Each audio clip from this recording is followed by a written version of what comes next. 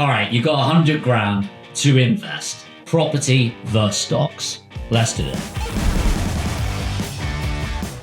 So first of all, none of this is financial advice. And yes, I have a vested interest in property. This is a property investment channel. But genuinely, I'm going to give you a no holds barred, no vested interest breakdown in this. And by the way, for the avoidance of doubt, I actually invest in both property and stock. So there are valid reasons for each. I also want to just say none of this is financial advice. Okay, seek financial advice and all of the other disclaimers that come along with that. Let's go. First of all, your situation has to be contextualized. And that's the downfall of YouTube, right? I'm talking to you. This is adding value to you, but it's obviously going to be contextualized around your situation. For example, if you're a 22-year-old renting a one-bedroom or a studio apartment in London, that might be very different to a 55-year-old bloke that's got 200 grand, 3 kids, and all of that. Okay. So it's all about risk versus reward. It's also going to be down to your lendability and, of course, what liquidity you need. And I'll break down what I mean by that. So liquidity means what's the likeliness of you suddenly needing access to that money? So say, for example, I've got 100 grand and I invest that 100 grand, but something happens in life. Boom, I need that 100 grand quickly without too much expense. Well, stocks likely is going to be better for you if you put it in the right stocks in the first place. And the reason for that is there's massively high liquidity in the stocks market. Whereas whilst property is a relatively quick turnaround, like you can sell that property and get access 4 to 6 months from now, it's not going to be good. You're going to take a hit on it. And so the first thing I'd say is when I'm investing in a buy-to-let property, my exit is death. And so the only reason that I will sell that property is in a massively extreme situation. Otherwise, I ain't going to sell because I'm going to let the market do its thing. So let's start with some stocks first of all, the pros. So I mentioned liquidity, the speed of access to it, decent returns in the grand scheme of things, and I think for relatively low risk. Now, I am not talking about picking individual stocks. I'm just going to cut to it. You're not as smart as you think.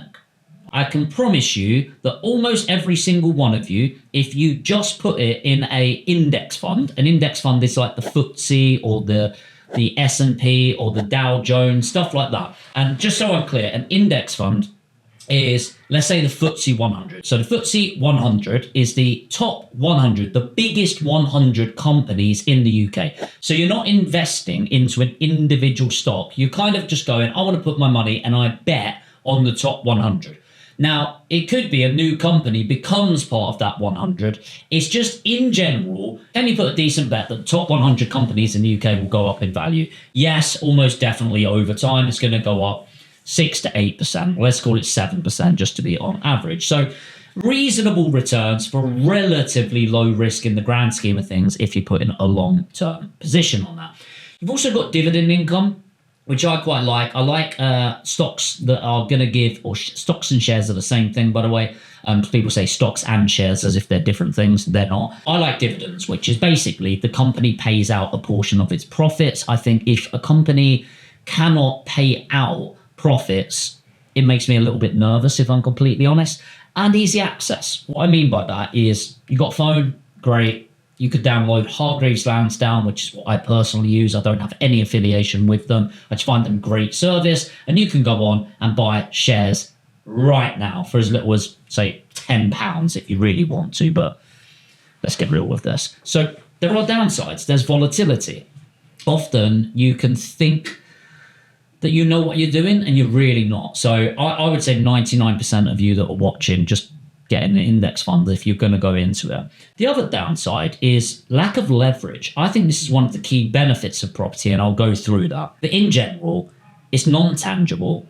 It's not asset backed a lot of the time, and it's very much based on Mr. Market. And Warren Buffett talks about Mr. Market quite a lot. And Mr. Market is fucking emotional. He is a flippant individual. And so what I mean by this is there's something in stocks called the perfect market hypothesis, which is at any one time we work on market efficiencies and the value of a stock directly reflects the true value of the business.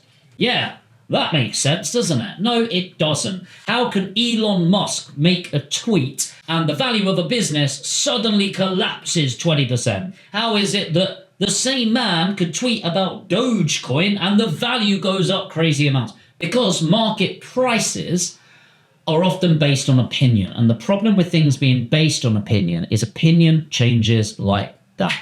Don't believe me? Read a shitty email and tell me how you feel. Dare I fucking say it, I'm going to talk about cryptocurrency. Crypto is gambling, okay? Cryptocurrency, I'm not saying don't buy some crypto. I think it's logical to have a bit of Bitcoin and Ethereum in your portfolio, but I'm talking 1 to 2% of your overall wealth. So let's say you are worth $1 million, have 10 to 20 grand in it. And that is it. There might be one of you that genuinely knows what you're talking about, but most of the time it's fucking taxi drivers that have listened to one too many bits of advice, don't have a fucking clue what a crypto project is and its practical application to the world. You're not investing, you're gambling. Fucking stop it. Please don't ever talk about it in relation to stocks, shares, and buy-to-let property for 99% of you. So you genuinely might be one of the 1%, but I fucking doubt it. All right? You're gamblers. 99% of you. I look forward to the hate in the comments. Property. Let's talk about property. I'm obviously very heavy into property. I would say over 80% of my wealth is in property. So I want to just caveat this with I've got a massive bias towards property. So first of all, let me talk about the downsides. It's way higher upfront cost.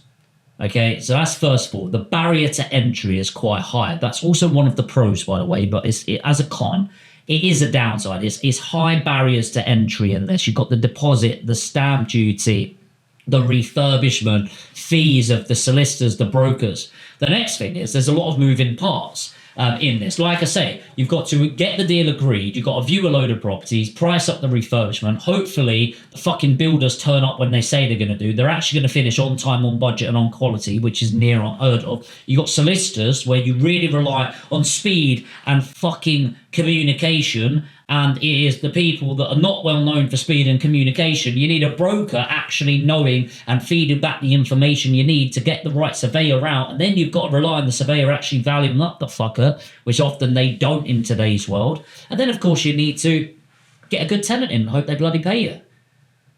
Not really selling this, am I? Those are the downside. There's a lot of logistics in property. You're dealing with a lot of people, a lot of movement. And when you deal with people, emotion, movement, and money for a general right, if you like, so there's a lot of people that believe that property should not be an investment.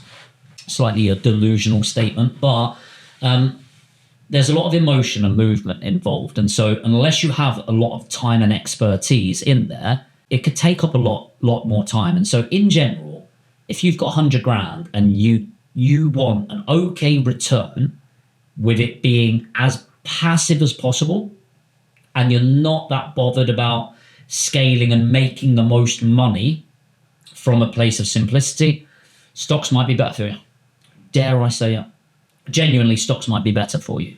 But there are a lot of pros to properties, and these are the big ones. So number one, see it, smell it, touch it. It's a tangible asset. It's real. It's not like this. You can put newspaper articles all you want out about, oh my God, this is going to happen and that's going to happen. I don't know about you. Never in my life has somebody not wanted to live in a property. I've not many people that don't want a roof over their head. I don't think that's going to change. The economics in the UK specifically, the demand far outstrips supply. What does that mean? Well, if more people want to buy a product that can't suddenly be made, then prices go up. Next is the barriers to entry. And I said this is a con earlier, but it's a con if you don't have the money. If you do have the money, the barrier to entry is really good because you've got a nice moat around it. And I don't literally mean a moat, but in business, you want moats around it. And barriers to entry is one of the best moats. If it's hard to get into, but people still want to be there, prices tend to go up and up and up and up as well. And the big one, leverage. I mentioned dividends earlier. The equivalent is rental income. Here's the real game changer. All of the others are pluses. So if you think about all of those pros of stocks, shares, and property, think of those as a plus. But how can we multiply this? And this is the most powerful thing. Leverage, mortgages. You can utilize other people's money to make money in property. What? Let me give you this example. Who do you bank with? Let's say it's Barclays. Let's say you go into Barclays and go, hey, I've got a great idea. I've got a great idea. I want to buy £1 million of shares in Barclays. And I want you to give me £750,000 towards that. And then I'll put in the other £250,000. And then the dividends will pay enough for me to pay you back over time. What do you think? I think they'll think you're fucking on something. I think you're absolutely out of your fucking mind. Like hell. Do you know what? Do it. I think they'll fucking laugh at you. I think they'll think you're joking. And yet, we do that every single day in property. You go in the banks all the time in property and go, hey, I want to buy this investment that gets this return, and I want you to pay for most of it. And the banks go, how much do you fucking want? Now, it's a little bit more complex than that. But in general, think how crazy that is. You've got a bricks and mortar investment that is genuinely worth it. You've got rental income coming to you, which you get a majority of. And then somebody else, the bank, will put in 75% of that. When you say it like that, it's kind of like, yeah, that is kind of mad, isn't it? So they'll put in 75% of the risk. You only put 25% of the risk in, and yet you keep most of the rent that comes in. And then because of the demand over the supply, you keep 100% of the capital growth as well, i.e. the value of the property going up, tax-free. We regularly get combined returns, which is the rental income plus the capital growth, of around 15% a year. We tend to triple our investment over a 10-year period, which is absolutely insane. Okay, so if we invest 100 grand, we will turn that into 300,000 over a 10-year period in something as safe as houses, bricks and mortar, something that is tangible, that isn't going away, can't just disappear. You can't suddenly develop loads of them. You can't just manipulate more property like you can shares. Leverage comes a bit of risk as well. Also really important to say this. And none of this is financial advice. But if you are looking to maximize the return safely and securely, property all the way, 100%. If you are wanting zero time invested, and actually you're not bothered about maximizing the return safely and securely, stocks and shares typically in an index might be better for you. So I am pro property. Now, the reason I'm pro property is, and I've got money in both, by the way, but I like that leverage. I like the idea of my wealth building up mostly through other people's money. And maybe there's ego.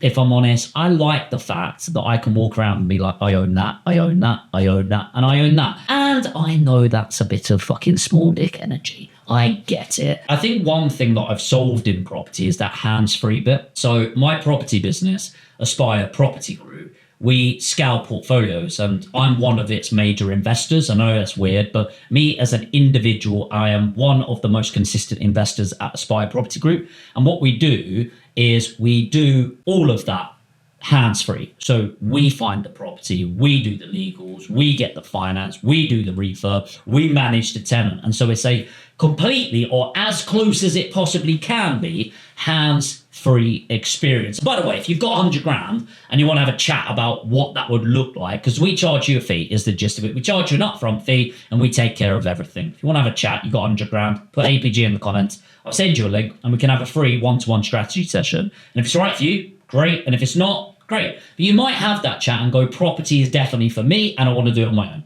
Cool. You might chat with us and you might go, actually, after chatting, property's not for me. I'm going to go for stocks instead. Cool. But if you have that chat, at least you've got a better understanding of where you want to go. And if you want us to help you get there, we can talk through that. So if you've got the money to invest and you think property might be right for you, put APG. We'll send you a link. We'll have a chat. In the comments, let me know, property or stocks. You can't say, oh, this in this situation. What is your vote? Property or stocks? I want to see who genuinely wins. For me, it's property all day long. I have got a vested interest in saying that, but genuinely, I believe in that. There's a reason I'm all in on property. 80%, more than 80% of my wealth is in property. It always will be. But I want to know, this is about you. If you are interested, having a chat, put APG in the comments. If you're new to the channel, you know what to do. Hit the subscribe and the notification bell. I'd love to see you in future videos.